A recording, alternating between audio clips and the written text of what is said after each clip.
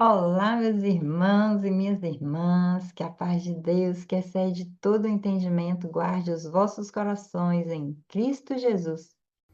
Antes de Deus mudar suas circunstâncias, ele muda sua estrutura interna. Lucas 6 não é apenas um capítulo sobre milagres ou ensinos morais, é um choque de mentalidade. Jesus não vem organizar comportamentos, ele vem reorganizar o coração humano. Aqui o reino de Deus confronta nossa rigidez, cura nossas feridas invisíveis e nos ensina a viver emocionalmente saudável diante do caos. Vamos à nossa leitura? No sábado, enquanto Jesus passava pelas lavouras de cereal, seus discípulos começaram a colher e a debulhar espigas com as mãos, comendo os grãos. Alguns fariseus perguntaram: por que vocês estão fazendo o que não é permitido no sábado? Jesus lhes respondeu: vocês nunca leram o que fez Davi quando ele e seus companheiros estavam com fome? Ele entrou na casa de Deus e, tomando os pães da presença, comeu o que apenas aos sacerdotes era permitido comer e os deu também aos seus companheiros. E então lhes disse: o filho do homem é senhor do sábado. No outro sábado, ele entrou na sinagoga e começou a ensinar. Ali estava um homem cuja mão direita era atrofiada. Os fariseus e os mestres da lei estavam procurando um motivo para acusar Jesus. Por isso, o observavam atentamente para ver se ele iria curá-lo no sábado. Mas Jesus sabia o que eles estavam pensando e disse ao homem da mão atrofiada: levante-se e venha para o meio. Ele se levantou e foi. Jesus lhes disse: eu pergunto, o que é permitido, fazer no sábado o bem ou o mal? Salvar a vida ou destruí-la? Então olhou para todos os que estavam à sua volta e disse ao homem: estenda sua mão. E ele a estendeu, e ela foi restaurada. Mas eles ficaram furiosos e começaram a discutir entre si o que podiam fazer contra Jesus. Num daqueles dias, Jesus saiu para o monte a fim de orar e passou a noite orando a Deus. Ao amanhecer, chamou seus discípulos e escolheu 12 deles, a quem também designou apóstolos. Simão, a quem deu o nome de Pedro, seu irmão André, Tiago, João, Filipe, Bartolomeu, Mateus, Tomé, Tiago, filho de Alfeu, Simão, chamado Zelote, Judas, filho de Tiago, e Judas Iscariotes, que veio a ser o traidor. Jesus desceu com eles e parou num lugar plano. Estavam ali muitos dos seus discípulos e uma imensa multidão procedente de toda a Judéia, de Jerusalém e do litoral de Tiro e de Sidom, que vieram para ouvi-lo e serem curados de suas doenças. Os que eram perturbados por espíritos imundos ficaram curados, e todos procuravam tocar nele, porque dele saía poder que curava todos. Olhando para os seus discípulos, ele disse: bem-aventurados vocês, os pobres, pois a vocês pertence o reino de Deus. Bem-aventurados vocês que agora têm fome, pois serão satisfeitos. Bem-aventurados vocês que agora choram, porque haverão de rir. Bem-aventurados serão vocês quando os odiarem, expulsarem e insultarem e eliminarem o nome de vocês como sendo mau por causa do Filho do Homem. Regozijem-se nesse dia e saltem de alegria, porque grande é a sua recompensa no céu. Pois assim os antepassados deles trataram os profetas. Mas ai de vocês os ricos, pois já receberam sua consolação. Ai de vocês que agora têm fartura, porque passarão fome. Ai de vocês que agora riem, pois haverão de se lamentar e chorar. Ai de vocês quando todos falarem bem de vocês, pois assim os antepassados deles trataram os falsos profetas.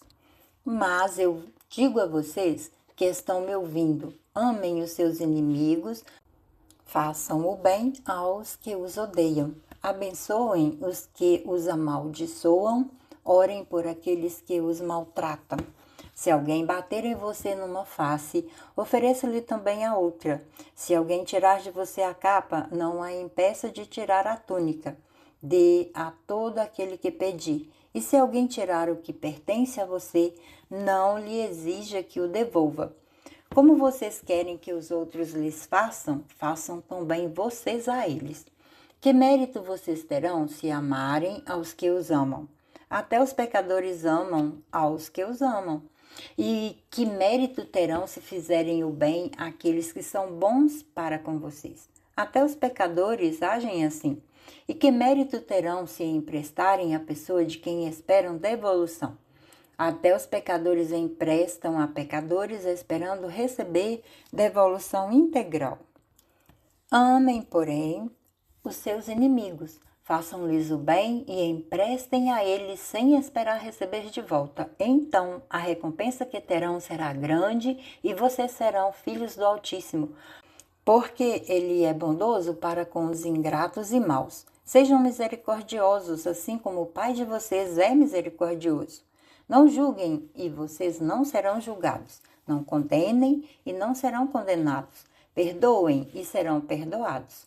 Deem e será dado a vocês uma boa medida, calcada, sacudida e transbordante será dada a vocês, pois a medida que usarem também será usada para medir vocês. Jesus fez também a seguinte comparação: pode um cego guiar outro cego? Não cairão os dois no buraco? O discípulo não está acima do seu mestre, mas todo aquele que for bem preparado será como seu mestre. Por que você repara o cisco que está no olho do seu irmão e não se dá conta da viga que está em seu próprio olho? Como você pode dizer ao seu irmão: Irmão, deixe-me tirar o cisco do seu olho, se você mesmo não consegue ver a viga que está no seu próprio olho? Hipócrita! Tire primeiro a viga do seu olho e então você verá claramente para tirar o cisco do olho do seu irmão. Nenhuma árvore boa dá fruto ruim, nenhuma árvore ruim dá fruto bom. Toda árvore é reconhecida por seus frutos. Ninguém colhe figos de espinheiros, nem uvas de ervas daninhas. O homem bom tira coisas boas do bom tesouro que está em seu coração, e o homem mau tira coisas más do mal que está em seu coração, porque a sua boca fala do que está cheio o coração. Por que vocês me chamam Senhor, Senhor, e não fazem o que eu digo? Eu mostrarei com quem se compara aquele que vem a mim, ouve as minhas palavras e as pratica. É como um homem que, ao construir uma casa, cavou fundo e colocou os alicerces na rocha. Quando veio a inundação, a torrente deu contra aquela casa, mas não a conseguiu abalar, porque estava bem construída. Mas aquele que ouve as minhas palavras e não as pratica, é como um homem que construiu uma casa sobre o chão sem alicerces. No momento em que a torrente deu contra aquela casa, ela caiu e a sua destruição foi completa. Jesus mostra que regras não podem ser mais importantes que pessoas. Espiritualmente, aprendemos que Deus prioriza a misericórdia e psicologicamente percebemos que viver tentando agradar expectativas externas gera culpa crônica e esgotamento. Muitos hoje em dia estão cansados, não pelo trabalho, mas pelo peso de tentar ser perfeito. Permita-se viver com graça, não com autocobrança. Quando Jesus está diante do homem com a mão ressequida, um homem encontra Jesus em um lugar que ele pode ser curado. Aquele membro seco representa áreas que deixamos morrer, sonhos, autoestima, coragem. Jesus, ele manda o homem expor a mão, porque a cura começa quando paramos de esconder as nossas fragilidades. Então, reconheça hoje uma área da sua vida que você precisa de restauração, que você precisa parar de fingir que está tudo bem. Então, se exponha, fale, busque ajuda, ore, Peça, Senhor, a cura e busque ajuda quando necessário. Depois desse momento, Jesus escolhe seus discípulos. Jesus ora primeiro, ora a noite inteira. Grandes decisões não devem nascer simplesmente de eu pensar e decidir, mas de uma intimidade. Então, decisões impulsivas vêm da ansiedade. Decisões maduras vêm de uma consciência, de uma clareza. Ore, respire, desacelere antes de decidir algo importante. Jesus traz muitos ensinos nesse texto para a nossa vida, que nós possamos ser como a árvore que dá fruto correto. Não adianta mudar a aparência, porque o fruto, ele revela a saúde da raiz. Comportamentos são sintomas, o coração é a nossa fonte. Aumente o seu lugar de busca, alimente a sua mente com aquilo que gera vida. Palavra, oração, bons relacionamentos. Ouvir e não praticar é como construir na areia. O conhecimento sem prática não sustenta ninguém. E quando a tempestade chega, ela sempre chega, só permanece quem construiu fundamentos internos que são inabaláveis.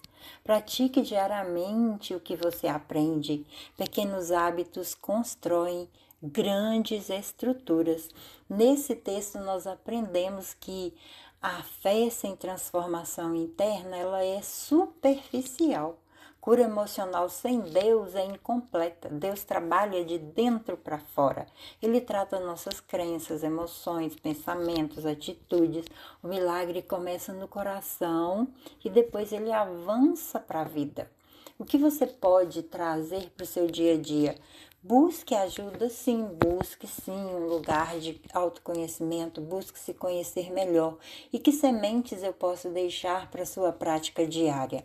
Ore antes de tomar decisões importantes, perdoe intencionalmente, evite a autocrítica excessiva, observe suas emoções sem julgamento, pratique sempre um ato de bondade todos os dias, troque a reclamação pela gratidão, aplique ao menos um ensino bíblico por dia.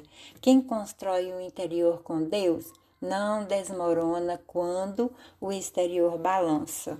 Que Ele abençoe sua casa, a sua família, que Ele abençoe o seu viver. E sim, você se posicione todos os dias onde Ele deseja que você esteja. Até nosso próximo momento de leitura da Palavra de Deus.